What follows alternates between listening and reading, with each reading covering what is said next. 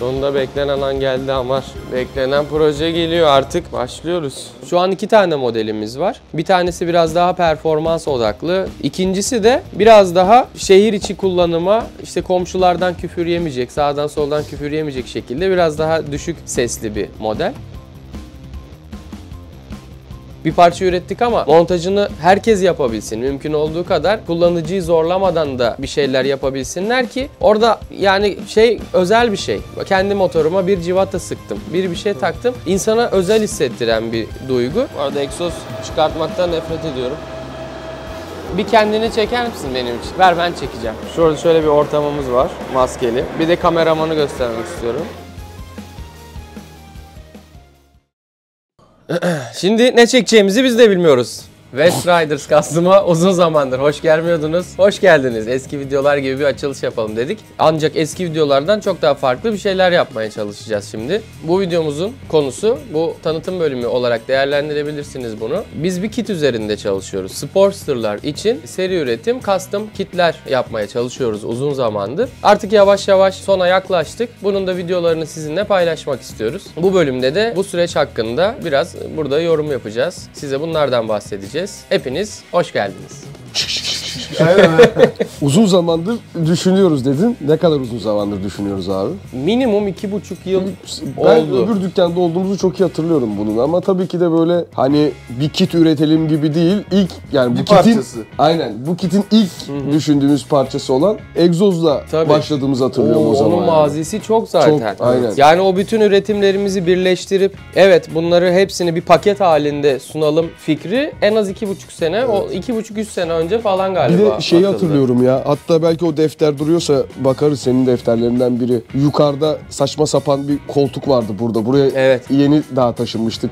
Bir koltukta oturup notlar alıyorduk. Ne üretebiliriz? Evet. İşte yani bu anahtarlıktan çakmağa kadar falan konuşulan bir şeylerdi. Ama işte orada bir kit için de neler üretebiliriz gibi böyle bir listemiz vardı. Acaba şu an orada neler var? Biz neler yapıyoruz? Onu da merak ettim şu an ya. Bu konuşunca aklıma geldi. Aslında hemen hemen oradaki ta o zaman yazdığımız planla şu an gittiğimiz şey hemen hemen aynı. Yani aksesuarlar da var, kemerler olsun, cüzdan, takılar vesaire bir şeyler. Onlara nispeten başlamıştık biz tekstile, aksesuara. Ama motosiklet parçası imalatını seriye dökmek şahsen benim düşündüğümden biraz daha, hatta bayağı daha zorlu bir süreç oldu. Yani hepsinin aynı şekilde taşlanması, aynı şekilde kaynaklanması, aynı ölçülerde olması gerekiyor. O yüzden daha fazla makine işin içine giriyor. Yani elde kesim değil de makinede CNC kesim vesaire gibi işlerinin olması lazım. Yani eskiden yapıyorduk, hani tek tük yapıyorduk. Tek tükte de herhangi bir problem yaşamıyorduk. Bu kadar standart olmasının önemi yoktu tek adet ürettiğimizde. Yani direkt kişiye özel yapıyorduk aslında bir nevi. Ondan sonra bunu seri üretime dökmeye karar verdiğimizde aslında işin tamam hani bir tanesini yapıyorsun ama bu şekilde yapıp seri üretim olarak piyasaya süremeyeceğimizi fark ettik. Onun dışında zaten yani parçaların, tasarımların neler yapalım, neler yapmayalım, nasıl yapalımdan ziyade nerede nasıl yapabiliriz'i çok düşündük. Şeye de çok fazla yöneldik, teknolojiye de çok fazla yöneldik ki öyle de olması gerekiyor. Artık bir şeylerin gerisinde kalmaya başlarsın yoksa. Evet. Bir de şey oluyor kanka, mesela hani parçayı tasarlıyorsun, o an elinde torna yok. Torna olmadığı için ona göre parça tasarlıyorsun. Sonra torna bünyene geliyor. Bu sefer alengirli şeyler koymaya başlıyor. Kanal açalım, şunu yapalım. Bu sefer tasarımda değişmeye başlıyor. Bildiğiniz gibi ürünlerimizi tasarlarken SolidWorks kullanmaktayız. Bize bu hizmeti sağladığı için sponsorluğundan dolayı Tekyas firmasına çok teşekkür ederiz. Aynı zamanda internet sitemiz açıldı, mağazamız yakında açılacak. İnternet sitemizi ziyaret edip hizmetlerimiz bölümünü inceleyebilir, bloglarımızı okuyabilirsiniz. Çok yakında da yepyeni ürünlerle alışverişlerinizi yapabilirsiniz. Yeni ürünlerimiz çok yakında İnternet sitemizde satışta olacak. Videoyu beğenmeyi ve yorum yapmayı unutmayın. Aynı zamanda yorum bölümünü yana kaydırdığınızda hype tuşuna basın. Ona bir basın, bir şey deneyeceğiz.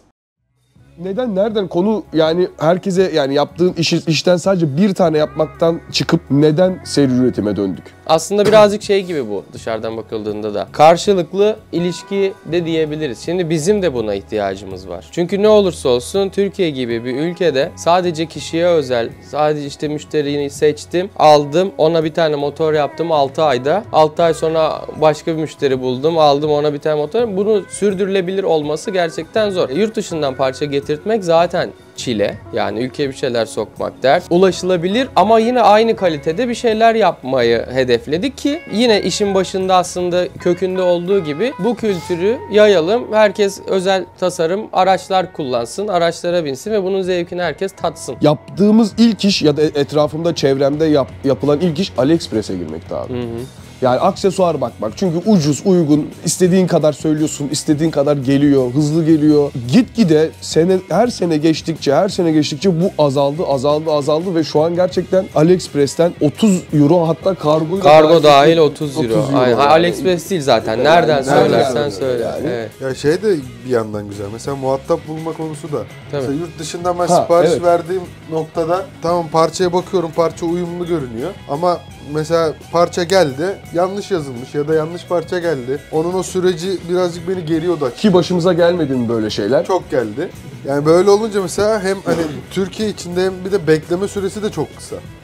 Yani şu an bu İzmir'den Van'a kargo en kötü 2 gün. Öyle mi? Yani bilmiyorum. Bir günde gider ya. Bir gün. En kötü 2 gün. En kötü bir gün. Tamam. O da hafta sonu. ya en kötü 2 gün abi ben yani yurt dışından söylüyorum bir haftaya geliyor, Tabii, bir aya tabii. geliyor. Ya bir parçaya daha hızlı ulaşım var. İki muhatabın da bir Türk. Tabii. Yani hani anlaşabileceğin, bir iletişim kurabileceğin nokta var. Yakınsan hele mesela İzmir'e gelip parçayı canlı görme ihtimalim var. Bir motor aldığımda genellikle işte şu parçayı A firmasından, şu parçayı B firmasından alayım kafasında değilim. Bir siteye girdiysem bir siteden alabileceğimi alayım. Hani sitemize girdiğinizde bu ürünlerle ilgili işte nasıl takılır, nasıl montajı yapılır, neler var neler yok gibisinden bir ton şeyi aynı yerde bulabilmeniz amacımız aslında biraz da. Sonunda beklenen an geldi Amar. Beklenen proje geliyor artık. Başlıyoruz. Vanguard kitimizin ilk seri üretim modifiye kitimizin ilk parçasıyla başlıyoruz. Şimdi kitin içinde olan yapmayı planladığımız bazılarını hatta çoğunu ürettik artık. Parçalardan bahsetmek gerekirse öncelikle işte egzozlar var. Benim öncelikle söylemek istediğim. Bizim bu zamana kadar en çok yaptığımız iş egzozdu genelde. En çok yaptığımız motor da Sportster, öyle söyleyeyim. O yüzden bize dedik ki Harley Davidson Sportster ailesiyle başlayalım seri üretim sürecine. Şu an 2 tane modelimiz var. Bir tanesi biraz daha performans odaklı, daha rahat bir hava çıkışı var. Free flow bir egzoz susturucusu. Yani dışarıdan görüntüsü ikisinin de aynı montaj yapıldıktan sonra. Susturucular değişiyor. İkincisi de biraz daha şehir içi kullanıma, işte komşulardan küfür yemeyecek, sağdan soldan küfür yemeyecek şekilde biraz daha düşük sesli bir model. Şu an için 2 opsiyonumuz mevcut. Stok egzozlar üzerinde oynayacağız. Yani bu kit içerisinde direkt hazır egzozunu almayacaksın da stok olacak her şey. Stok egzoz üzerinde oynayarak olacak. İncelmeye başladığı yerden stok egzoz tüplerini keseceğiz. Arkasına bir tane şey işleyeceğiz. End cap ve susturucu yapıp ardından egzoza yeni bir görüntü ve yeni bir ses kazandırmış olacağız bu şekilde. Bunu yapmak için önce şeyi keseceğim. Egzozları keseceğim, bir içini boşaltacağım. İçini bir göreceğiz. Ondan sonra tasarımı yapıp modelleyip bir 3D'den çıktısını alırız. Deneriz motorun üstünde nasıl durduğunu görürüz. Ardından işlemlere böyle devam ederiz. Şimdi bir şeyi ölçmek istiyorum ya, bunu nereden kesmemiz gerekiyor aşağı yukarı diye de.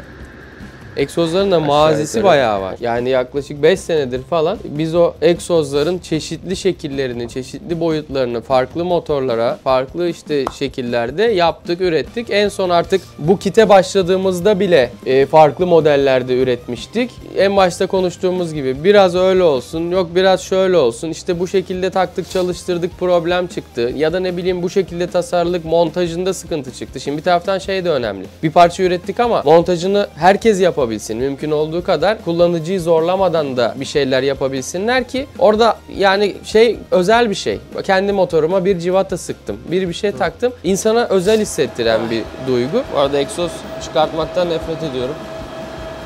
Ya bunlar hep sıcağı ve çok da sıkıştım.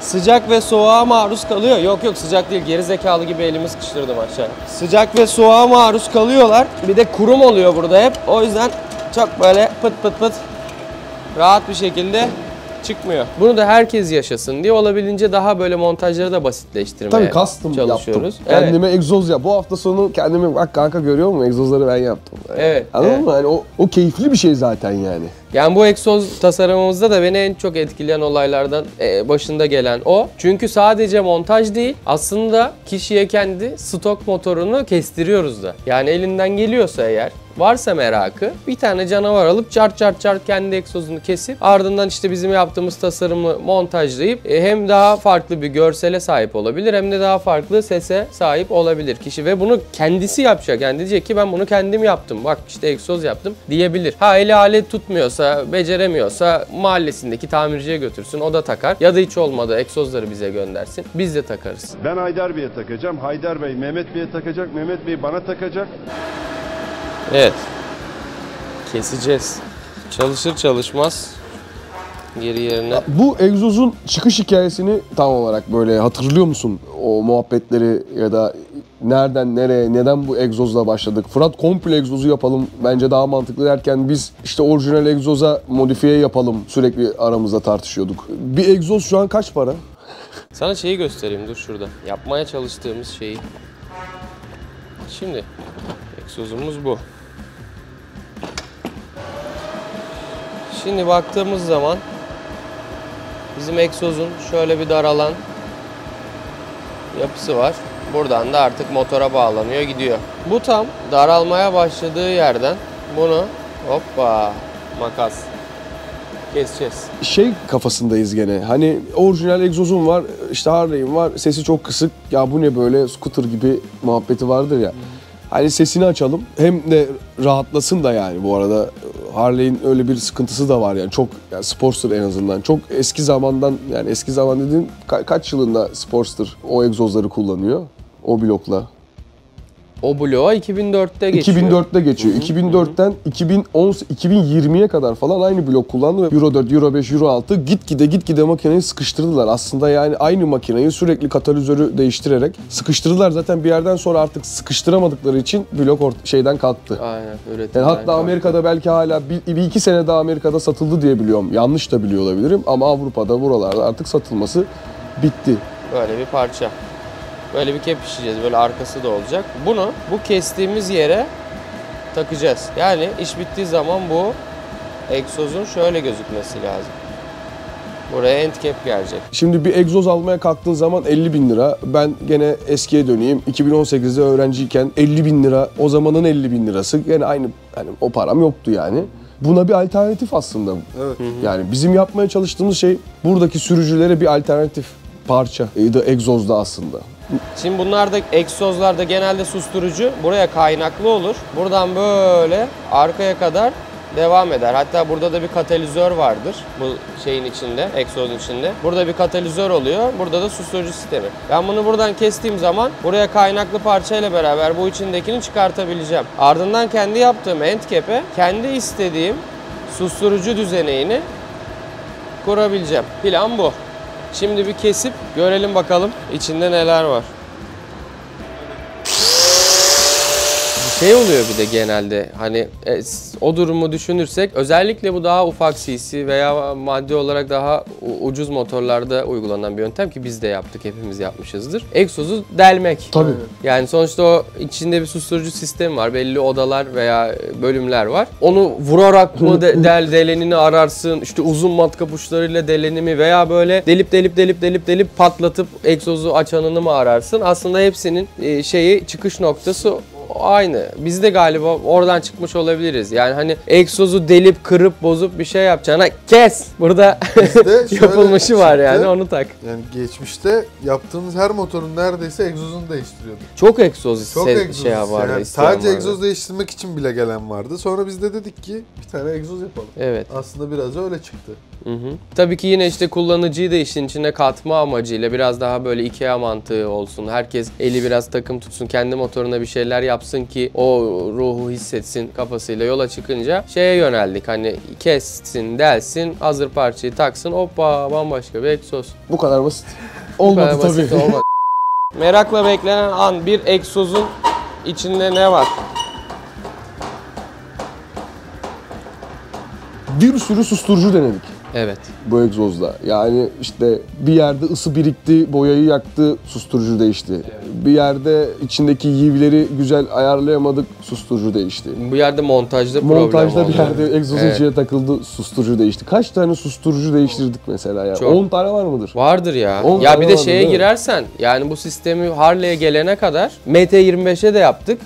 Yani Shadow'a da yaptık. 750'ye de yaptık. Bir başka Harley modellerine de yaptık. Vardır. Onu Kendi yaptığımız egzozları da yaptık. Evet. O hatta evet. şey yapmıştık. O sesi de çok iyi. Nice'tır. Ya o motoru bir görsek tekrardan çok Evet. mutlu olacağım ya. Evet, evet. Şey mi Bowler? 535'e de yaptık. 535'e de Virago'ya yaptık. da yaptık. Birçok motorda aynı sistemin büyüklüğü, küçüklüğü, işte kafaları farklı olarak kullandık. Dedim, anlattım. Çizerek anlattım. Susturucu var dedim. Buradan dedim kaynaklı. Burada dedim katalizör. Ya bu elyaf genelde yapışık oluyor kenarlara. Oradan böyle bir tane şimdi 50'lik cetvel yollayacağım. Cetvelle kenarlardan kaldırarak daha rahat bir şekilde çıkartırız onu içinden. Masanın güzelliğine bak ya. Adımlarından kısaca bahsetmek gerekirse, yani normalde her parçanın üretmeden önce tabii ki bir tasarım süreci oluyor. Motorun başında böyle harıl harıl toplantılarını yaptığımız, böyle geceleri dükkanda kalıp böyle mal motora bakıp sürekli bir tartışma ortamı, beyin fırtınası yaptığımız bir tasarım süreci oluyor. Ama bu egzozda olmadı. Kapalı susturucunun şeklini alırken şeyi hatırlıyorum ben. Stok bir Harley, yani şu ana kadar çok fazla susturucu kestik, içine baktık, işte bassaniyeleri de açtık, Venzenize'ı da açtık, Screaming Eagle'ın egzozlarını da açtık. Stok Sportster egzozunu da böyle yarıp bütün susturucu sistemlerini falan bir kesit olarak bakıp işte onlar üzerinden de bir şeyler esinlendiğimizi çok iyi hatırlıyorum. Susturucuların tasarımı da biraz o şekilde ilerledi. Tabii ki esinlenerek, bazı modellerden esinlenerek ilerledi. Bu da seramik yünü. Egzozu boşalttık. Şimdi bir şunun çapaklarını da bir temizleyeyim içeriden. Aslında gördüğünüz susturucunun içi böyle. Bunu kendi egzoz sistemimize uyarlayacağız. Şimdi bunun ölçülerini almamız gerekiyor. Ölçülerini alayım. Bak her yerden kalemler çıkıyor, defterler çıkıyor Anvar, görüyor musun? Bak ne yazmışız? Venzenize End Cap, Dyna Street Bob, işte Fat Gidon. Kalemler. Oo, burada bayağı bir parça şeyi var. Dyna White Glide Crazy Prank Fender. Gökhan'ın. Yakışıklı Gökhan.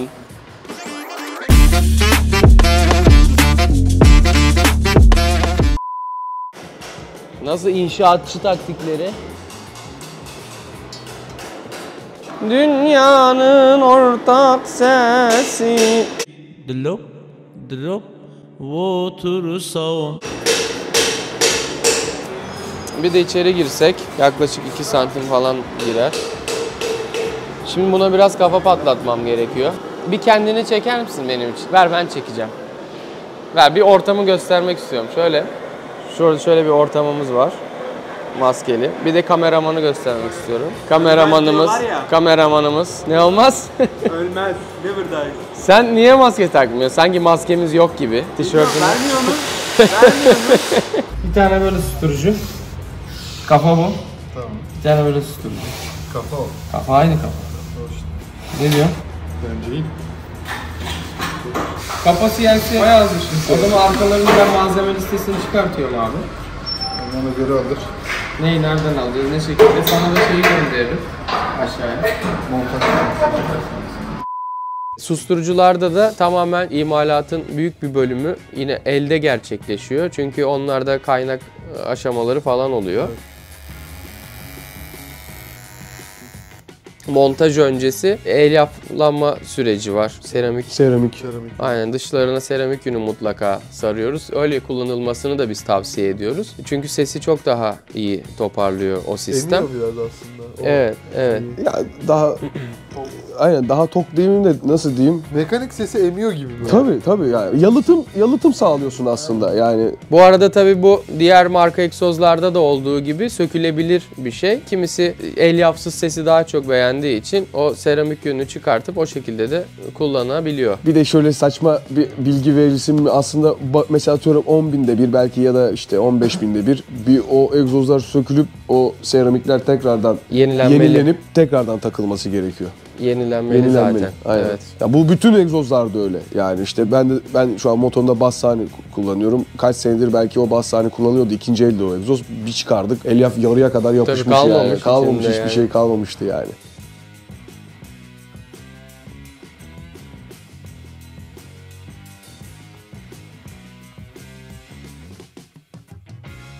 Adı neden Vanguard? Şimdi bu kiti Vanguard çünkü İngilizce'de, şimdi neden Türkçe isim koymadınız?